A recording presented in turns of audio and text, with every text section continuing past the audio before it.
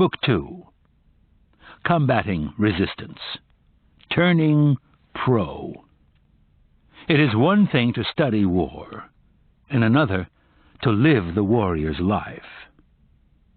Telamon of Arcadia, mercenary of the 5th century B.C. Professionals and amateurs. Aspiring artists defeated by resistance share one trait: they all think like amateurs. They have not yet turned pro. The moment an artist turns pro is as epical as the birth of his first child. With one stroke, everything changes. I can state absolutely that the term of my life can be divided into 2 parts, before turning pro and after. To be clear, when I say professional, I don't mean doctors and lawyers, those of the professions. I mean the professional as an ideal. The professional in contrast to the amateur. Consider the differences. The amateur plays for fun. The professional plays for keeps. To the amateur, the game is his avocation. To the pro, it's his vocation. The amateur plays part-time, the professional full-time.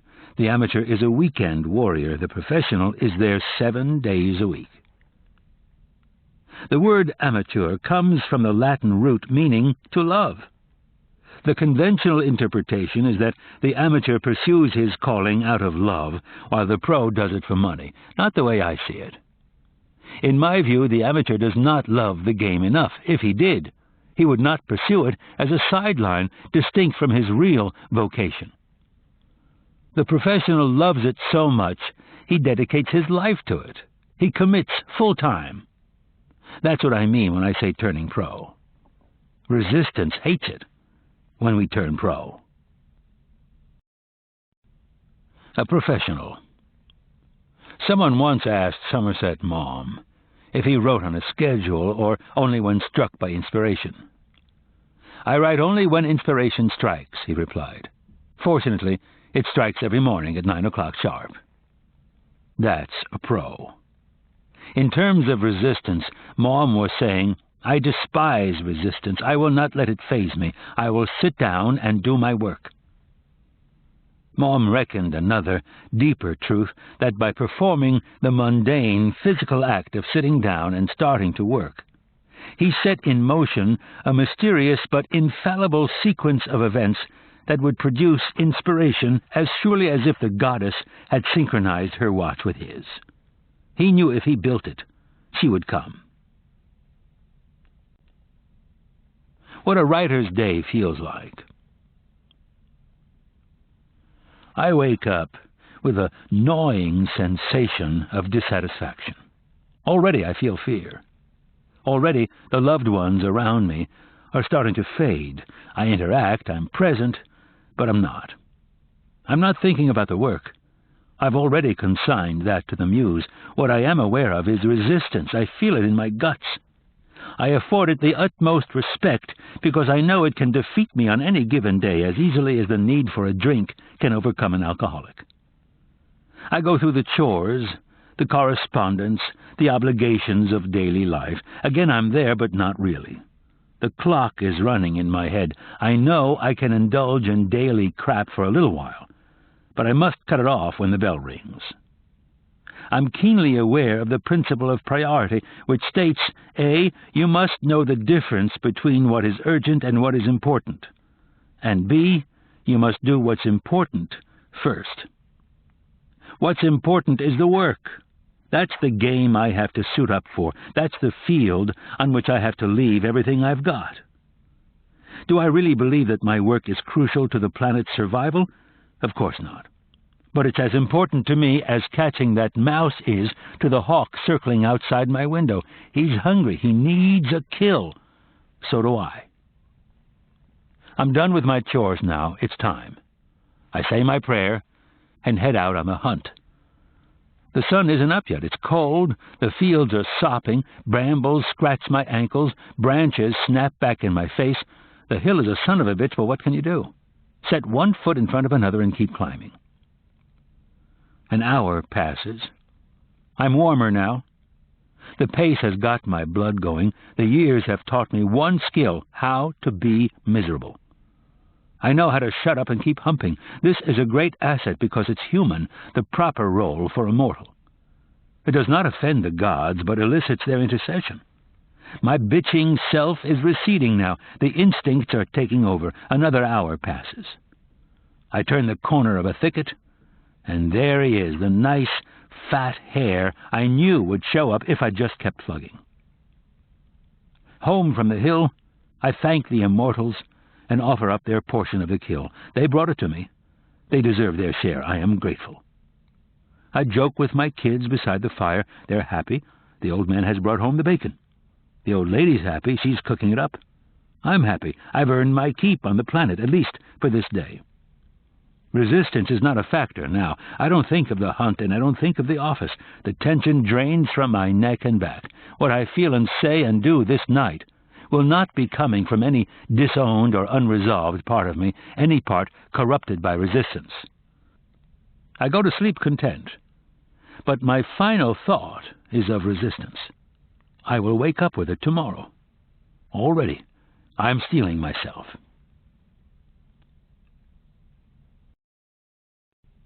How to be miserable. In my younger days, dodging the draft, I somehow wound up in the Marine Corps. There's a myth that Marine training turns baby-faced recruits into bloodthirsty killers. Trust me, the Marine Corps is not that efficient. What it does teach, however, is a lot more useful. The Marine Corps teaches you how to be miserable. This is invaluable for an artist. Marines love to be miserable. Marines derive a perverse satisfaction in having colder chow, crappier equipment, and higher casualty rates than any outfit of dog faces, swab jockeys, or fly boys, all of whom they despise. Why? Because these candy asses don't know how to be miserable. The artist committing himself to his calling has volunteered for hell, whether he knows it or not. He will be dining for the duration on a diet of isolation, rejection, self-doubt, despair, ridicule, contempt, and humiliation. The artist must be like that Marine. He has to know how to be miserable. He has to love being miserable. He has to take pride in being more miserable than any soldier or swabby or jet jockey. Because this is war, baby. And war is hell. We're all pros already. All of us are pros in one area, our jobs. We get a paycheck. We work for money. We are professionals. Now, are there principles we can take from what we're already successfully doing in our workaday life and apply to our artistic aspirations? What exactly are the qualities that define us as professionals? 1, we show up every day. We might do it only because we have to keep from getting fired, but we do it. We show up every day. 2, we show up no matter what. In sickness and in health, come hell or high water, we stagger into the factory. We might do it only so as not to let down our co-workers or for other less noble reasons, but we do it. We show up no matter what. We stay on the job all day. Our minds may wander, but our bodies remain at the wheel. We pick up the phone when it rings. We assist the customer when he seeks our help. We don't go home till the whistle blows. 4, we are committed over the long haul. Next year we may go to another job, another company, another country, but we'll still be working.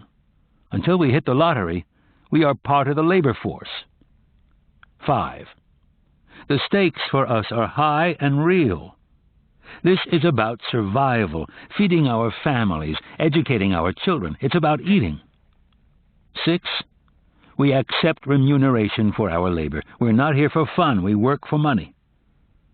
7, we do not over-identify with our jobs. We may take pride in our work. We may stay late and come in on weekends, but we recognize that we are not our job descriptions. The amateur, on the other hand, over-identifies with his avocation, his artistic aspiration. He defines himself by it. He is a musician, a painter, a playwright. Resistance loves this. Resistance knows that the amateur composer will never write his symphony because he is overly invested in its success and over-terrified of its failure. The amateur takes it so seriously, it paralyzes him. 8. We master the technique of our jobs. 9. We have a sense of humor about our jobs. 10. We receive praise or blame in the real world. Now consider the amateur, the aspiring painter, the wannabe playwright. How does he pursue his calling? 1. He doesn't show up every day. 2. He doesn't show up no matter what. 3. He doesn't stay on the job all day. He is not committed over the long haul. The stakes for him are illusory and fake. He does not get money, and he over-identifies with his art. He does not have a sense of humor about failure. You don't hear him bitching, "This fucking trilogy is killing me." Instead, he doesn't write his trilogy at all. The amateur has not mastered the technique of his art, nor does he expose himself to judgment in the real world. If we show our poem to our friend, and our friend says, "It's wonderful, I love it," that's not real-world feedback, that's our friend being nice to us. Nothing is as empowering as real-world validation, even if it's for failure. The first professional writing job I ever had, after 17 years of trying, was on a movie called King Kong Lives. I and my partner at the time, Ron Shusett, a brilliant writer and producer who also did Alien and Total Recall, hammered out the screenplay for Dino De Laurentiis. We loved it. We were sure we had a hit. Even after we'd seen the finished film, we were certain it was a blockbuster. We invited everyone we knew to the premiere, even rented out the joint next door for a post-triumph blowout. "Get there early," we warned our friends. "The place will be mobbed." Nobody showed. There was only one guy in line beside our guests, and he was muttering something about spare change. In the theater, our friends endured the movie in mute stupefaction. When the lights came up, they fled like cockroaches into the night. Next day came the review in Variety. "Ronald Shusett and Steven Pressfield. We hope these are not their real names for their parents' sake." When the first week's grosses came in, the flick barely registered. Still, I clung to hope. Maybe it's only tanking in urban areas. Maybe it's playing better in the burbs. I motored to an edge city multiplex. A youth manned the popcorn booth. "How's King Kong Lives?" I asked. He flashed thumbs down. "Miss it, man, it sucks." I was crushed. Here I was, 42 years old, divorced, childless, having given up all normal human pursuits to chase the dream of being a writer. Now I've finally got my name on a big-time Hollywood production starring Linda Hamilton, and what happens? I'm a loser, a phony. My life is worthless, and so am I. My friend Tony Keppelman snapped me out of it by asking if I was going to quit. "Hell no." "Then be happy. You're where you wanted to be, aren't you? So you're taking a few blows. That's the price for being in the arena and not on the sidelines. Stop complaining and be grateful." That was when I realized I had become a pro. I had not yet had a success, but I had had a real failure.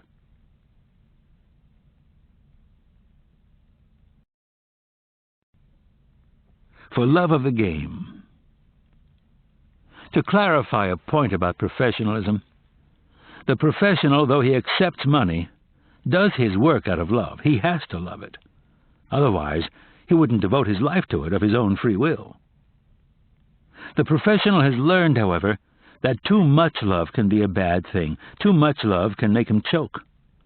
The seeming detachment of the professional, the cold-blooded character to his demeanor, is a compensating device to keep him from loving the game so much that he freezes in action.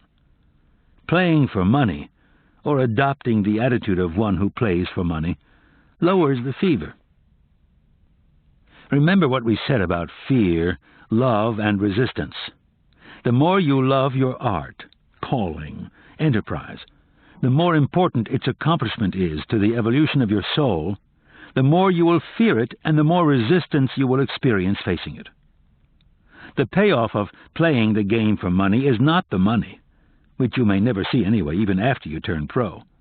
The payoff is that playing the game for money produces the proper professional attitude. It inculcates the lunch pail mentality, the hardcore, hard head, hard hat state of mind that shows up for work despite rain or snow or dark of night and slugs it out day after day. The writer is an infantryman. He knows that progress is measured in yards of dirt extracted from the enemy 1 day, 1 hour, 1 minute at a time, and paid for in blood. The artist wears combat boots. He looks in the mirror and sees G.I. Joe.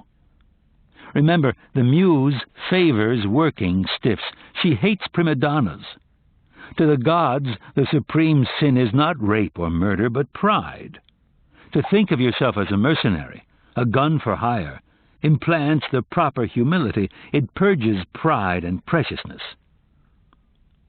Resistance loves pride and preciousness. Resistance says, show me a writer who's too good to take job X or assignment Y, and I'll show you a guy I can crack like a walnut. Technically, the professional takes money. Technically, the pro plays for pay. But in the end, he does it for love.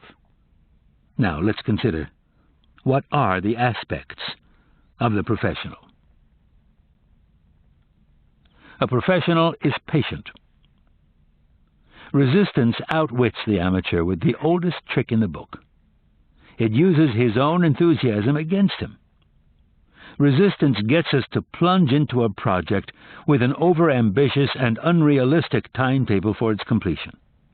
It knows we can't sustain that level of intensity. We will hit the wall. We will crash.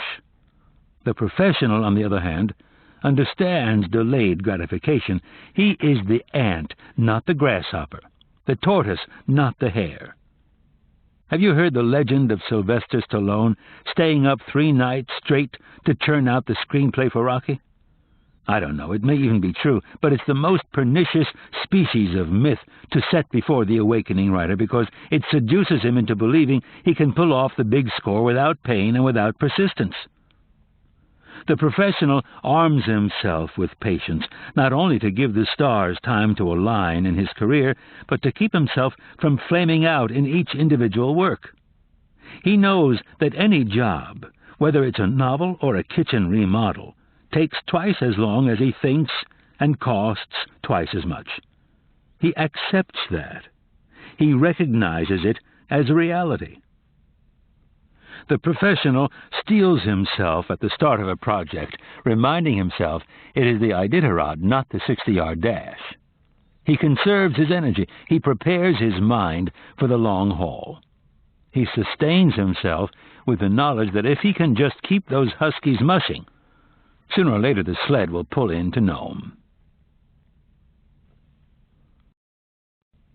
A professional seeks order. When I lived in the back of my Chevy van, I had to dig my typewriter out from beneath layers of tired tools, dirty laundry, and moldering paperbacks.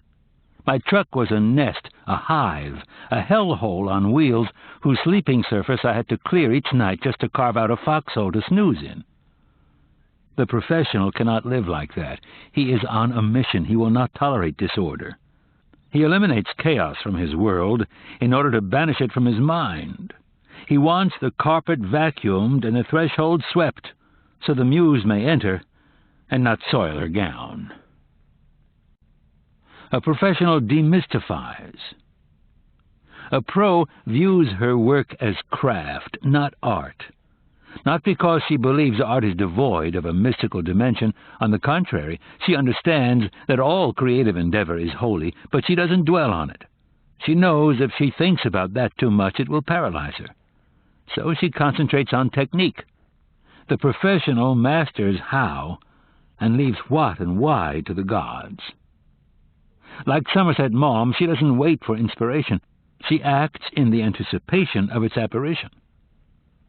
The professional is acutely aware of the intangibles that go into inspiration. Out of respect for them, she lets them work. She grants them their sphere while she concentrates on hers. The sign of the amateur is over-glorification of and preoccupation with the mystery. The professional shuts up. She doesn't talk about it. She does her work.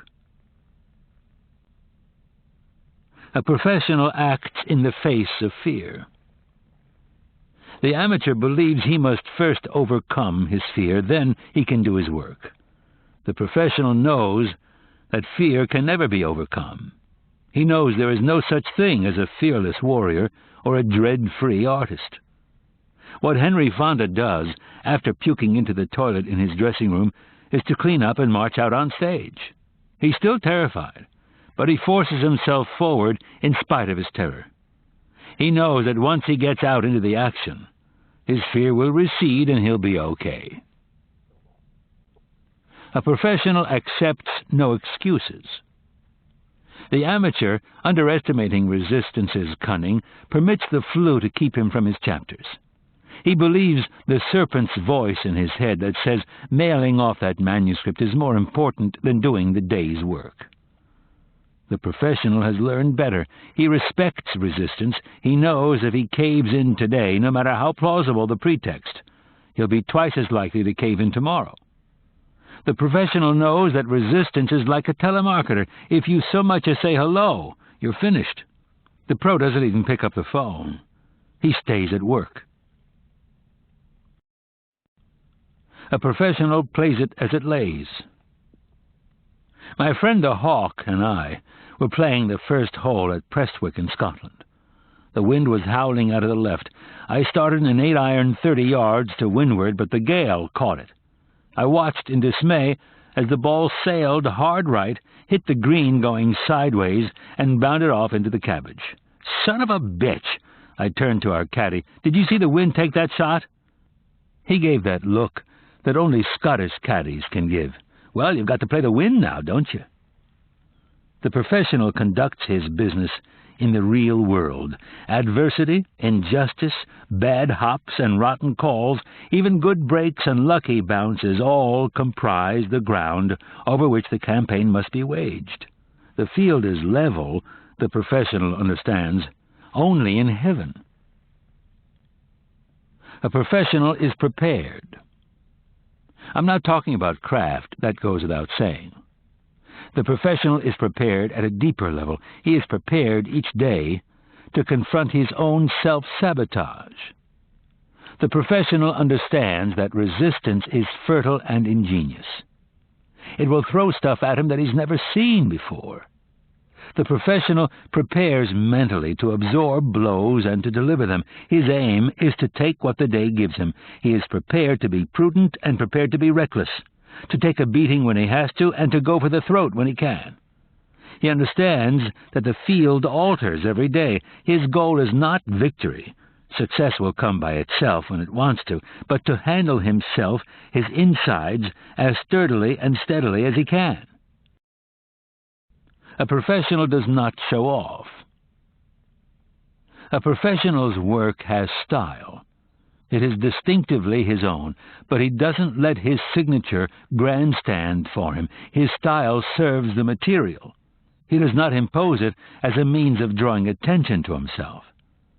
This doesn't mean that the professional doesn't throw down a 360 tomahawk jam from time to time just to let the boys know he's still in business. A professional dedicates himself to mastering technique. The professional respects his craft. He does not consider himself superior to it. He recognizes the contributions of those who have gone before him. He apprentices himself to them. The professional dedicates himself to mastering technique not because he believes technique is a substitute for inspiration, but because he wants to be in possession of the full arsenal of skills when inspiration does come. The professional is sly. He knows that by toiling beside the front door of technique, he leaves room for genius to enter by the back. A professional does not hesitate to ask for help. Tiger Woods is the greatest golfer in the world, yet he has a teacher. He works with Butch Harmon. And Tiger doesn't endure this instruction or suffer through it. He revels in it. It's his keenest professional joy to get out there on the practice tee with Butch to learn more about the game he loves. Tiger Woods is the consummate professional. It would never occur to him, as it would to an amateur, that he knows everything or can figure everything out on his own. On the contrary, he seeks out the most knowledgeable teacher and listens with both ears. The student of the game knows that the levels of revelation that can unfold in golf, as in any art, are inexhaustible. A professional distances herself from her instrument. The pro stands at one remove from her instrument, meaning her person, her body, her voice, her talent.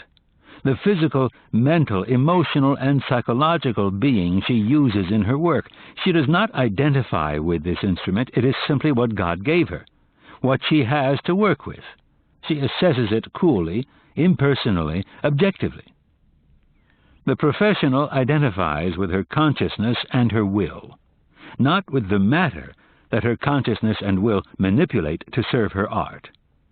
Does Madonna walk around the house in cone bras and come fuck me bustiers? She's too busy planning D-Day.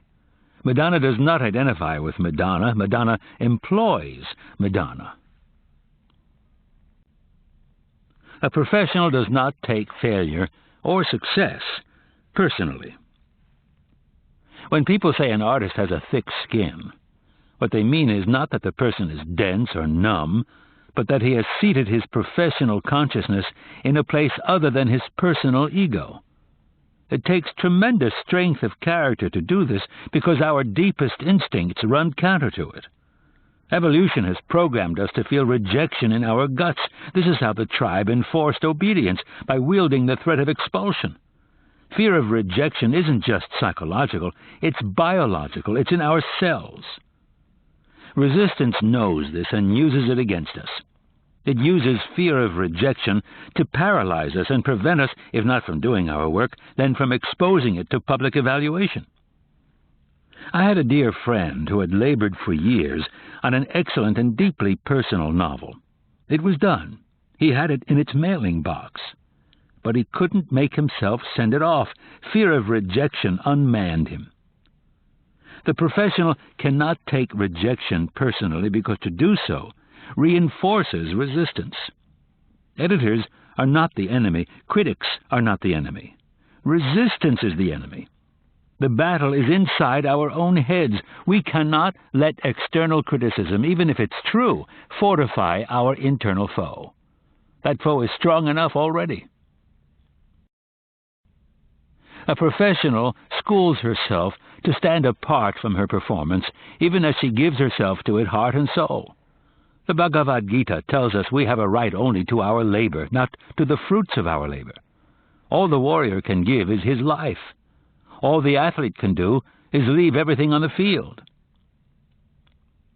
The professional loves her work. She is invested in it wholeheartedly.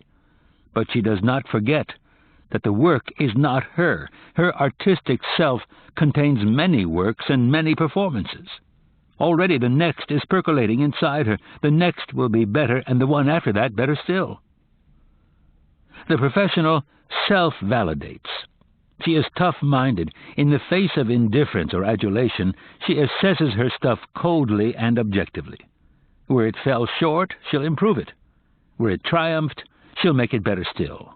She'll work harder. She'll be back tomorrow.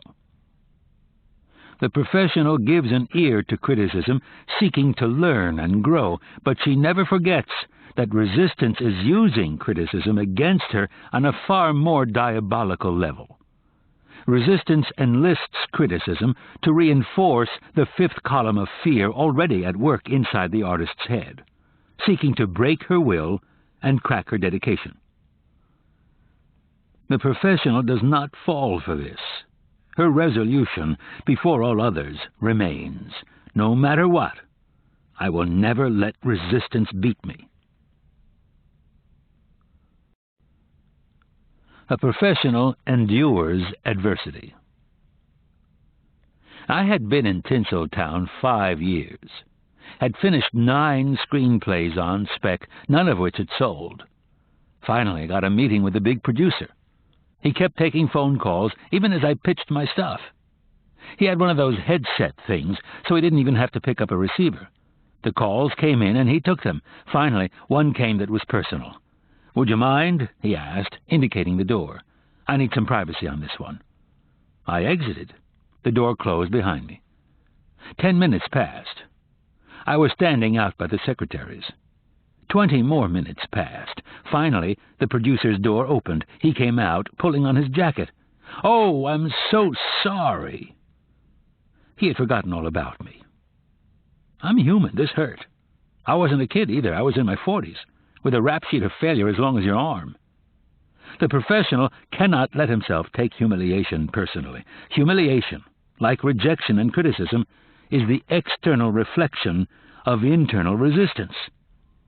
The professional endures adversity. He lets the bird shit splash down on his slicker, remembering that it comes clean with a heavy-duty hosing. He himself, his creative center, cannot be buried, even beneath a mountain of guano. His core is bulletproof. Nothing can touch it unless he lets it.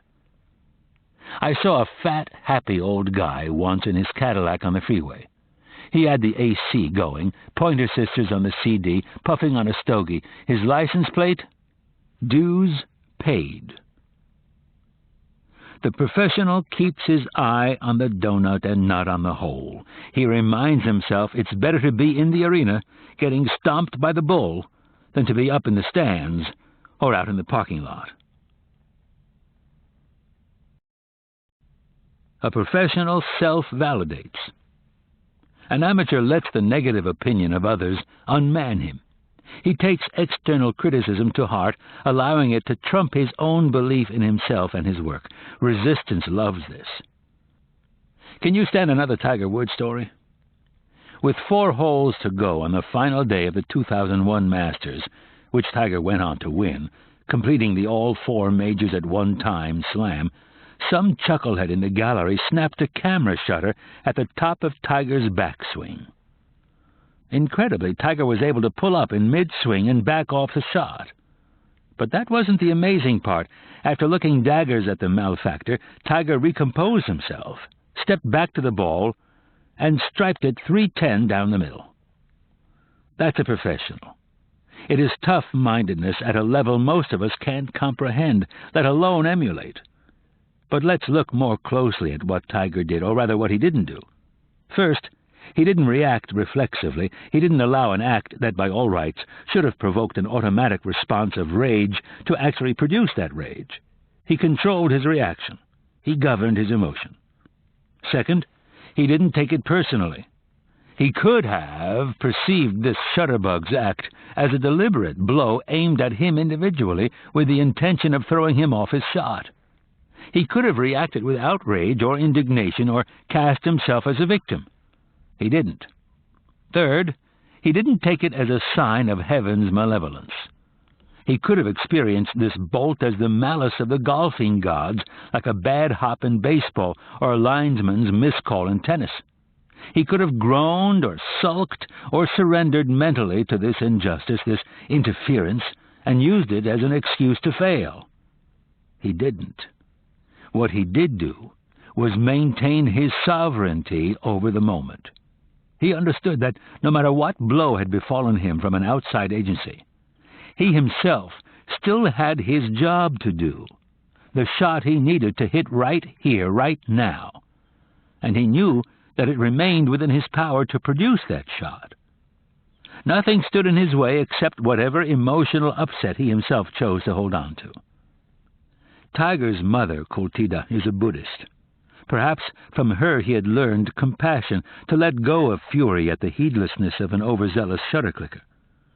In any event, Tiger Woods, the ultimate professional, vented his anger quickly with a look, then recomposed himself and returned to the task at hand. The professional cannot allow the actions of others to define his reality. Tomorrow morning the critic will be gone, but the writer will still be there facing the blank page. Nothing matters but that he keep working. Short of a family crisis or the outbreak of World War III, the professional shows up, ready to serve the gods.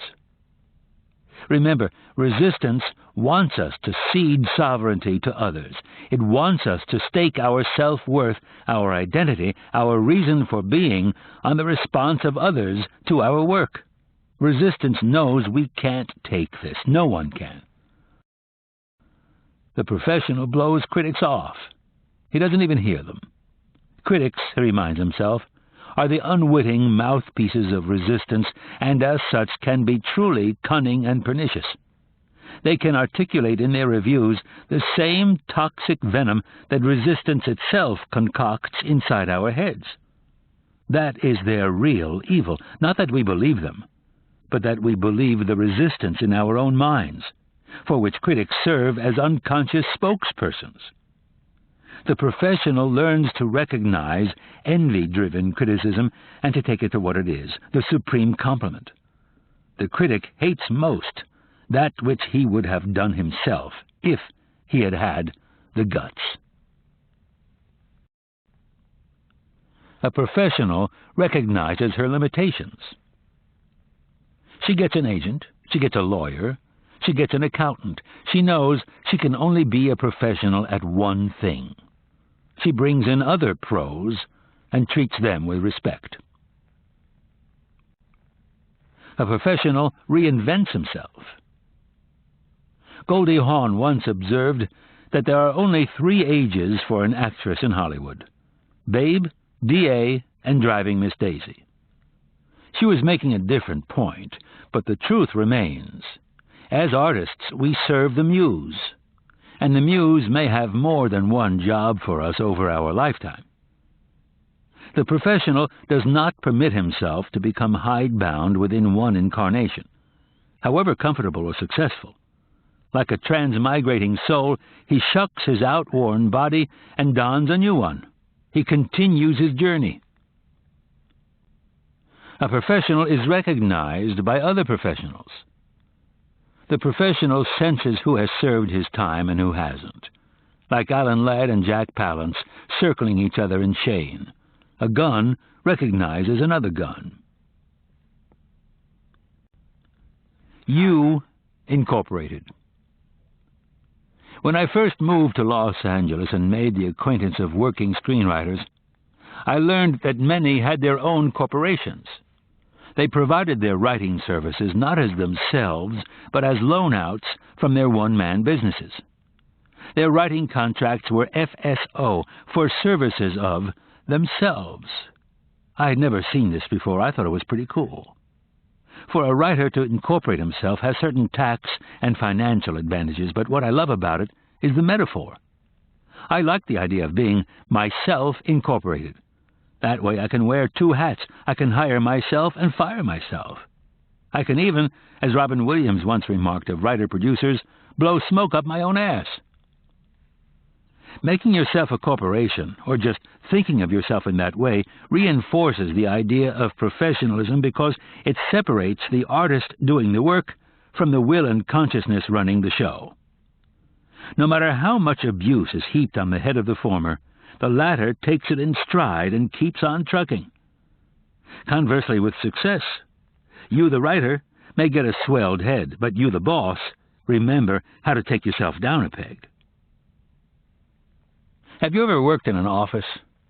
Then you know about Monday morning status meetings. The group assembles in the conference room, and the boss goes over what assignments each team member is responsible for in the coming week.